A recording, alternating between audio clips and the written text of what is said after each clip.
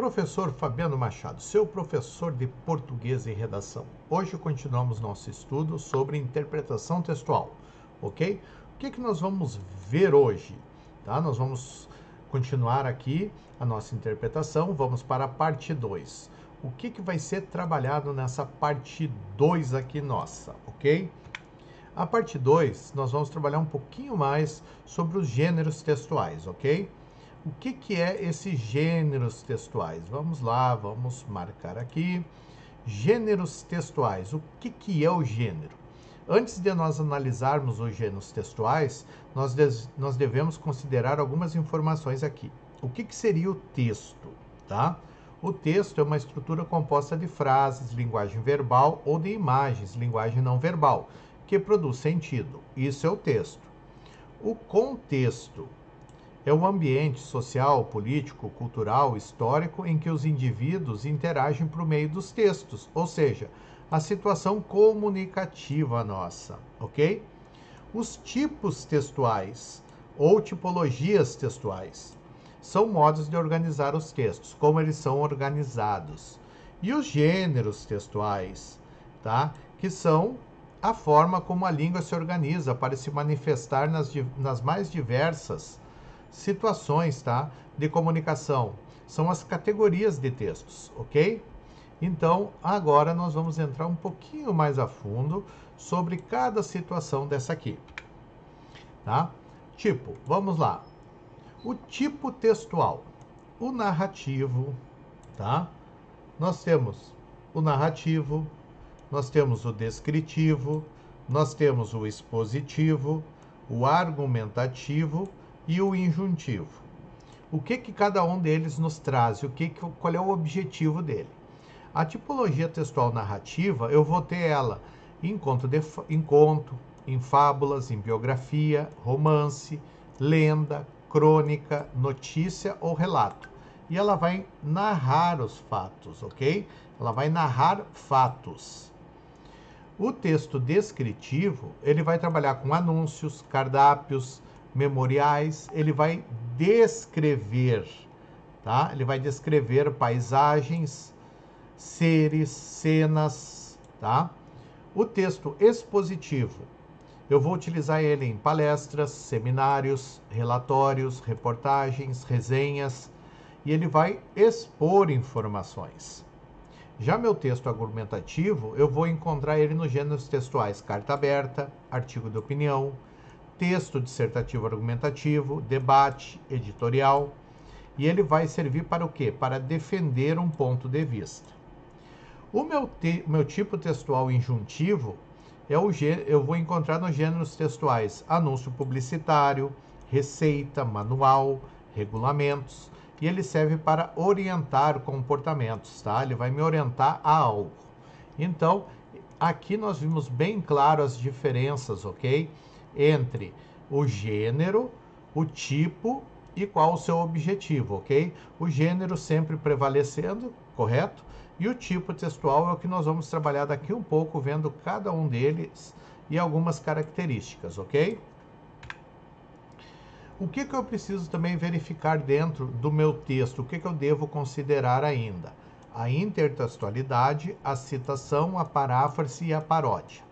O que é a intertextualidade? Ocorre quando há uma referência, tá? Explícita ou implícita de um texto em outro. Eu vou estar fazendo uma referência a algum outro texto. Também pode ocorrer com outros gêneros, como música, pintura, filme, novela. Toda vez que uma obra fizer alusão a outra, tá? Indubitavelmente ocorre a intertextualidade. Como podemos ver, temos dois textos que, apesar de distantes no tempo e no espaço, dialogam entre si. A intertextualidade é exatamente essa relação, uma forma, tá? É uma forma de diálogo entre esses dois textos, seja da atualidade e da antiguidade. Então é importante considerar que a intertextualidade pode ocorrer entre textos de mesma natureza ou de natureza diferente. Então, o leitor já tem que ter um pré-conhecimento de alguns textos, tá? Olha o exemplo aqui, ó. Vida de passarinho, tá? é uma história em quadrinhos, tá? De 95, tá? E ele diz o seguinte: o passarinho está voando, uma pedra no meio do caminho. E agora? Se eu tivesse talento, faria um belo poema, mas eu sou apenas um passarinho prático. Olha só, ele tem uma intertextualidade com o texto de quem, tá? Esse exemplo é que o Cartoon Kaulus, né? Ele vai fazer uma intertextualidade com um poema No Meio do Caminho, do Carlos Drummond de Andrade, de 1930. E esse texto aqui é de 95. E esse poema diz: no meio do caminho tinha uma pedra. Tinha uma pedra no meio do caminho. Tinha uma pedra no meio do caminho. Tinha uma pedra. Então ocorre essa intertextualidade entre os dois textos, ok? O exemplo visto, tá, foi de intertextualidade. A seguir nós veremos vários exemplos de intertextualidade, seja em citação, em paródia ou em paráfrase. Eles vão se utilizar de outros textos para dentro desse tipo de forma, entendeu? Tipo a citação. Esse procedimento intertextual acontece quando um texto reproduz outro texto ou parte dele. Para sinalizar o que houve a reprodução do outro texto, são utilizados alguns marcadores, como as aspas. Dessa forma, o texto deixa claro que o trecho ou o texto citado foi retirado de outra fonte. Olha o exemplo. Do pó vieste, ao pó voltarás. Isso aqui ele trouxe da Bíblia. Principalmente se fores concorrente da S10. Então ele se utilizou de um texto bíblico para fazer essa citação da sua propaganda. Então a compreensão adequada de um intertexto depende naturalmente do conhecimento do texto-fonte. No exemplo dado, a propaganda buscou inspiração no texto bíblico, do pó vieste e ao pó voltarás, marcando a sua reprodução por meio de aspas, ok? Essa é um tipo, tá, de forma que a gente utiliza a intertextualidade, que seria a citação. Agora nós vamos ver a paródia. O que é a paródia? A paródia, ela consiste em uma subversão ao texto-fonte, recriando-a de maneira satírica ou crítica. Dizendo de outra maneira, a paródia ironiza o texto original e inverte seu sentido. Tipo Canção do Exílio, tá? Deixa eu só arrumar aqui. Canção do Exílio é de 1847 e ele é um dos textos mais parodiados da cultura brasileira, exercendo a sua influência por várias gerações.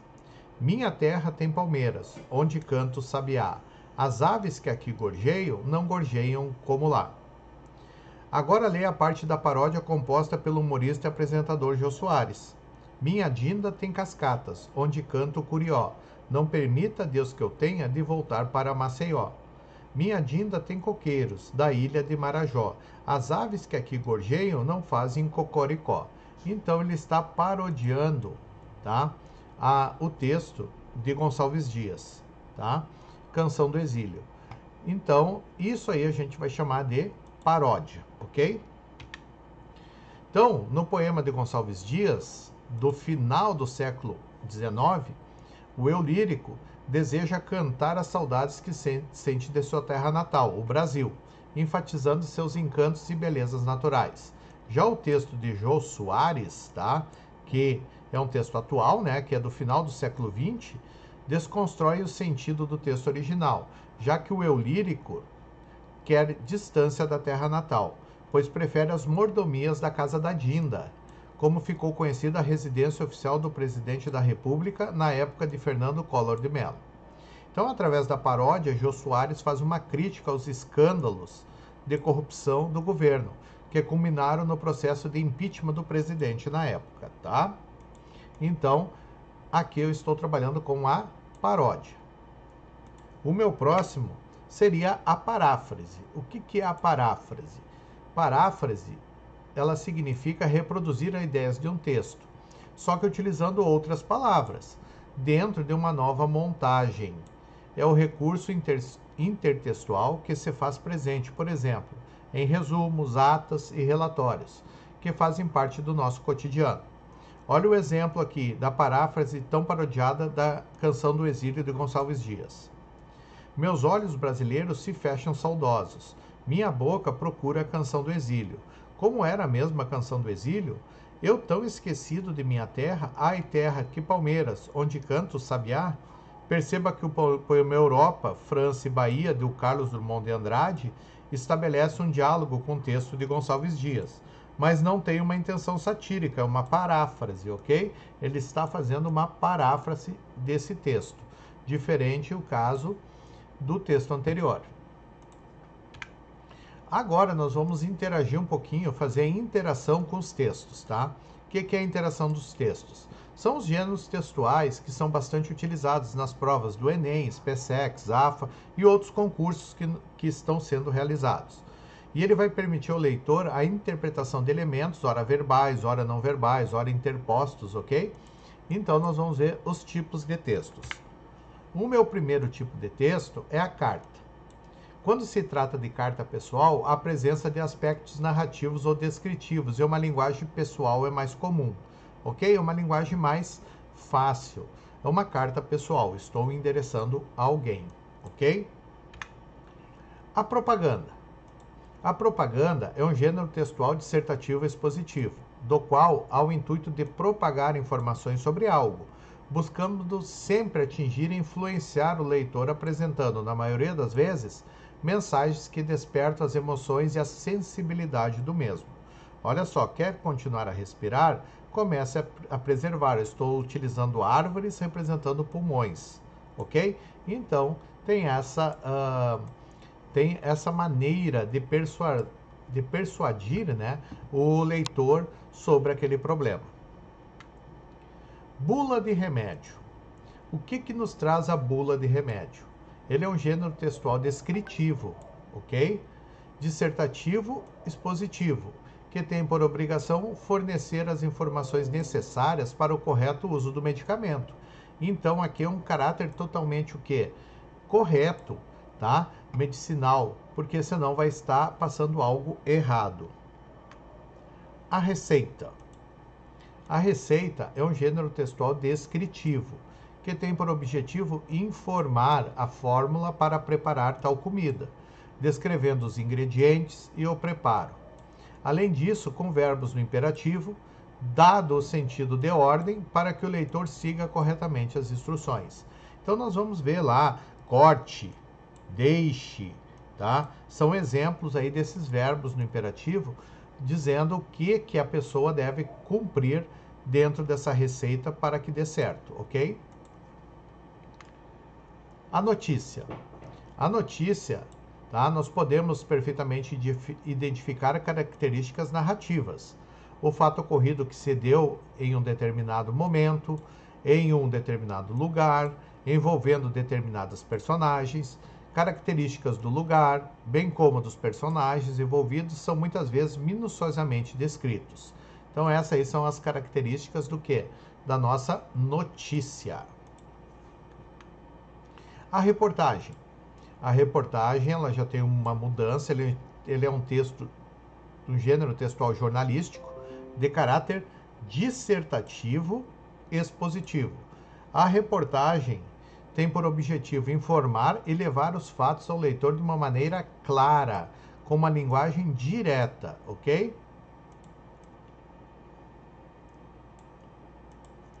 Nosso próximo modelo seria, o nosso próximo tipo, né, textual seria a entrevista. Ele é um gênero textual fundamentalmente dialogal, tá? Representado pela conversação de duas ou mais pessoas. O entrevistador e os entrevistados para obter informações sobre ou do entrevistado, né, ou de algum outro assunto. Geralmente envolve também aspectos dissertativo e expositivo, especialmente quando se trata de entrevista à imprensa ou entrevista jornalística, tá? Mas pode também envolver aspectos narrativos, como na entrevista de emprego, ou aspectos descritivos na entrevista médica, tá? Então a entrevista ela pode ter esse monte de variações dentro da sua utilização. A história em quadrinhos. A história em quadrinhos é um gênero narrativo, que consiste em enredos contados em pequenos quadros através de diálogos diretos entre seus personagens, gerando uma espécie de conversação, ok? Todos os exemplos têm o modelinho sempre abaixo, ok? A charge. A charge, ela é um gênero textual narrativo, onde se faz uma espécie de ilustração cômica, através de caricaturas com o objetivo de realizar uma sátira, crítica, comentário sobre algum acontecimento atual, em sua grande maioria. Então, ela sempre vai ter esse modelo, esse exemplo aí de crítica a algo, ok? Na nossa charge. Poema. O poema, ele é um trabalho elaborado e estruturado em versos. Além dos versos, pode ser estruturado em estrofes, rimas, métrica, também pode fazer parte de sua composição. Pode ou não ser poético. Em geral, a presença de aspectos narrativos e descritivos são mais frequentes nesse gênero, tá? Aqui temos o exemplo aí de um poema. Essas características aí que nos dão o poema. Já a poesia é o conteúdo capaz de transmitir emoção por meio de uma linguagem, ou seja, tudo que toca e comove pode ser considerado como poético. Até mesmo uma peça ou um filme pode ser assim considerados. Aqui nós temos o poema Ismalha, de Afonso Guimarães, para demonstrar esse exemplo, ok? Crônica. A crônica, ele é um tipo de texto que focaliza sempre os assuntos cotidianos e geralmente são escritos em linguagem coloquial, evidenciando a fala comum, popular das pessoas. É uma narração ou descrição breve do cotidiano. Geralmente ele é escrita no momento do acontecido. Este texto não possui todos os elementos de uma narrativa, ou seja, não é preciso que tenha início, meio e fim. Ela apenas fala o fato com grande dose de humor, ok? Essas são características da nossa crônica. O diário.